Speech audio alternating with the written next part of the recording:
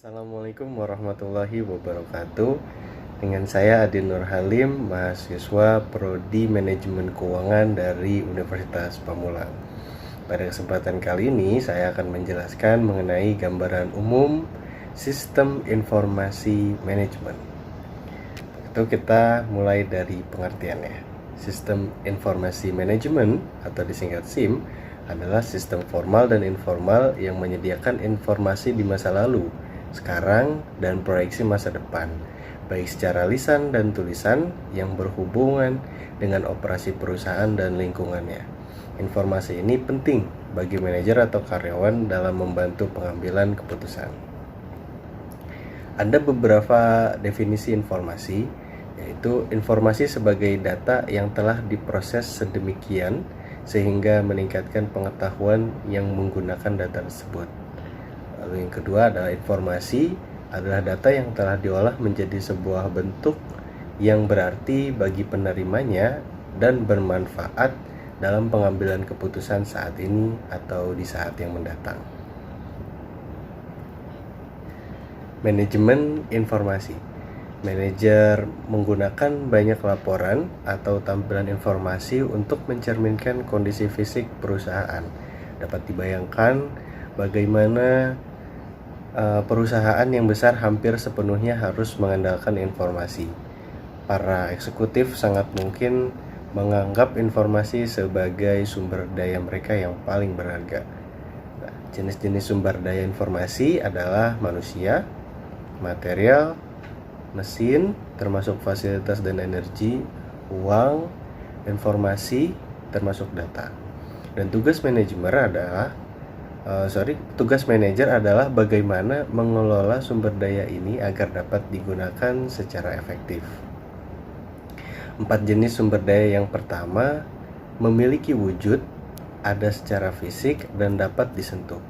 Sumber daya ini disebut sumber daya fisik. Sumber daya yang lainnya adalah informasi, memiliki nilai dari apa yang diwakilkannya, bukan dari bentuknya, disebut sumber daya konseptual. Nah, keterampilan manajerial yang harus dimiliki oleh setiap manajer yaitu keterampilan konseptual, yaitu keterampilan mental untuk mengkoordinasi dan memadukan semua kepentingan dalam kegiatan organisasi, mendiagnosa dan menganalisis masalah dalam situasi yang berbeda-beda, serta mampu mengambil keputusan atas permasalahan yang dihadapi dan memanfaatkan waktu secara efektif dan efisien. Keterampilan manusiawi, yaitu manajer membutuhkan keterampilan manusiawi untuk bekerja dengan orang lain, berkomunikasi dan berinteraksi dengan masyarakat, memahami dan mendorong orang lain untuk berinteraksi dengan orang per orang maupun kelompok. Manajer membutuhkan keterampilan ini untuk melakukan negosiasi, memotivasi orang lain, dan meyakinkan orang-orang. Keterampilan teknik.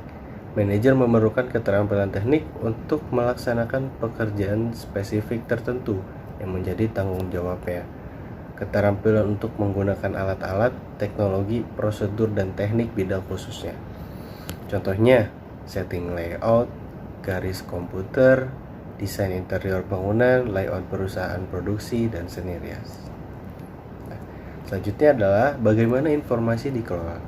Manajer bukan saja mengelola sumber daya fisik, tetapi juga sumber daya konseptual.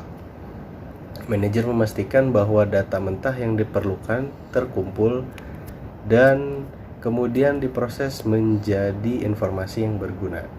Kemudian dipastikan siapa yang layak memperoleh informasi tersebut dalam bentuk yang tepat pada saat yang tepat sehingga informasi tersebut dapat dimanfaatkan. Akhirnya manajer membuang informasi yang tidak berguna dan menggantikan dengan yang mutakhir dan akurat. Seluruh aktivitas ini memperoleh informasi menggunakan secara efektif dan membuangnya pada saat yang tepat disebut manajemen informasi. Selanjutnya, hubungan manajer dan sistem. Ahli-ahli manajemen sering mengatakan bahwa seorang manajer harus memandang organisasinya sebagai suatu sistem. Sistem adalah sekelompok elemen-elemen yang terintegrasi dengan maksud yang sama untuk mencapai suatu tujuan. Semua sistem tidak memiliki kombinasi elemen-elemen yang sama. Sistem dapat dikelompokkan menjadi sistem lingkaran terbuka dan lingkaran tertutup. Sistem lingkaran terbuka adalah suatu sistem tanpa kontrol, lingkaran balik, dan tujuan. Sebaliknya, lingkaran tertutup adalah sistem dengan 3 elemen kontrol, tujuan, mekanisme kontrol, dan lingkaran umpan balik. Berbicara mengenai sistem, tentu ada subsistem dan suprasistem. Apakah pengertian dari kedua istilah tersebut? Subsistem adalah sistem di mana sistem bagian kecil dari sistem. Dengan kata lain, subsistem berada di bawah tingkat dari sebuah sistem. Sedangkan suprasistem adalah sistem yang lebih besar dari suatu sistem. Contoh, pemerintah kota adalah sistem. Tapi ia juga merupakan bagian dari sistem yang lebih besar, yaitu pemerintahan provinsi. Pemerintahan provinsi adalah suprasistem dari pemerintahan kota dan juga merupakan subsistem dari pemerintahan nasional. Poin selanjutnya mengenai komponen pembangun sistem informasi manajemen. Ada 5 hal yang menjadi sistem pembangun, yaitu 1. Perangkat keras atau kita bisa sebut dengan hardware, meliputi media input, media proses, media output, dan media simpan. Selanjutnya, perangkat lunak, software, yaitu meliputi sistem operasi, bahasa pemrograman, dan paket aplikasi seperti Microsoft Office. Yang ketiga adalah database atau basis data, merupakan sekumpulan file yang sering berhubungan dengan satu sama lain, misalnya data mahasiswa, data dosen dan mata kuliah, dan data nilai dan juga sebagainya. Yang keempat adalah prosedur, misalnya pengajuan KRS, penjadwalan kuliah, KBM, pengolahan data nilai, laporan, dan lain-lain. Atau yang terakhir adalah petugas pengoperasian sistem informasi manajemen atau administrasi, misalnya staf prodi, staf fakultas, staf bio keuangan, staf bio akademik. Lalu apa sih kegunaan atau fungsi sistem informasi manajemen? Supaya informasi yang dihasilkan oleh sistem informasi dapat berguna bagi manajemen, maka analis sistem harus mengetahui kebutuhan-kebutuhan informasi yang dibutuhkannya, yaitu dengan mengetahui kegiatan-kegiatan untuk masing-masing tingkat atau level manajemen dan tipe keputusan yang diambilnya. Berdasarkan pada pengertian-pengertian di atas, maka terlihat bahwa tujuan dibentuknya sistem informasi manajemen atau SIM adalah supaya organisasi memiliki informasi yang bermanfaat dalam pembuatan keputusan manajemen, baik yang menyangkut keputusan-keputusan rutin maupun keputusan-keputusan yang strategis. Sehingga sistem informasi manajemen adalah suatu sistem yang menyediakan kepada pengelola organisasi data maupun informasi yang berkaitan dengan pelaksanaan tugas-tugas organisasi. Itu adalah beberapa kegunaan atau fungsi sistem informasi antara lain sebagai berikut. 1. Meningkatkan aksesibilitas data yang tersaji secara tepat waktu dan akurat bagi para pemakai tanpa mengharuskan adanya perantara sistem informasi. Yang kedua, menjamin tersedianya kualitas dan keterampilan dalam memanfaatkan sistem informasi secara kritis. Yang ketiga, mengembangkan proses perencanaan yang efektif. Yang keempat, mengidentifikasi kebutuhan atas keterampilan pendukung sistem informasi. Yang kelima, menetapkan investasi yang akan diarahkan pada sistem informasi. Yang keenam, mengantisipasi dan memahami konsekuensi ekonomis dan sistem informasi dan teknologi baru. Yang ketujuh, memperbaiki produktivitas dalam aplikasi pengembangan dan pemeliharaan sistem. Yang kedelapan, organisasi menggunakan sistem informasi untuk mengolah transaksi-transaksi, mengurangi biaya dan menghasilkan pendapatan sebagai salah satu produk atau pelayanan mereka. Yang kesembilan, bank menggunakan sistem informasi untuk mengolah cek-cek nasabah dan membuat berbagai laporan rekening koran dan transaksi yang terjadi. Terakhir adalah perusahaan menggunakan sistem informasi untuk mempertahankan persediaan pada tingkat paling rendah agar konsistensi dengan jelas barang yang tersedia. Nah, ada juga beberapa perkaitan sistem informasi berdasarkan beberapa hal. Yang pertama adalah sistem berdasarkan fungsi organisasi sistem informasi manajemen, atau dapat dianggap sebagai suatu federasi subsistem yang didasarkan atas fungsi yang dilaksanakan dalam suatu organisasi. Masing-masing subsistem membutuhkan aplikasi untuk membentuk semua proses informasi yang berhubungan dengan fungsinya. Walaupun akan menyangkut database, model base, dan beberapa program komputer yang biasa untuk setiap subsistem fungsional. Dalam masing-masing subsistem fungsional terdapat aplikasi untuk proses transaksi, pengendalian operasional, pengendalian manajemen, dan perencanaan strategis. Yang selanjutnya adalah sistem informasi manajemen berdasarkan aktivitas kegiatan manajemen. Kegiatan dan proses informasi untuk 3 tingkat adalah saling berhubungan. Contohnya, pengendalian inventaris pada tingkat operasional bergantung pada proses yang tepat dari transaksi.